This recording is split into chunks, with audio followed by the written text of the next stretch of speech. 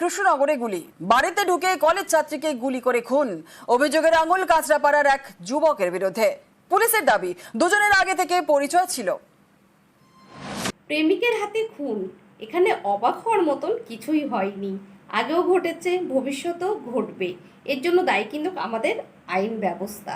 এক হাতে কোনোদিন তালি বাজে না, অথচ দেখা যাচ্ছে একটা মেয়ে একটা ছেলেকে ইচ্ছা মতন ইউজ করবে, তারপর তাকে ছুঁড়ে ফেলে দেবে। আবার মন চাইলে বিনা কারণে তার কেরিয়ার সারা জীবনের জন্য নষ্ট করে দেবে। মৃত্যুর থেকেও বেশি ভয়ানক যন্ত্রণা সেই মেয়েটার কারণে। একই জায়গায় একটা ছেলে যখন দিনের পর দিন মানসিক শারীরিকভাবে ভেঙে চুরে একাকার, অথচ তাকে সাহায্য করা তো দূরের কথা, তার জন্য কোনো আইন ব্যবস্থাই নেই।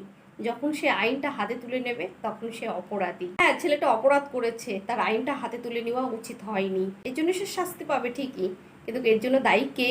আমাদের আইন ব্যবস্থা।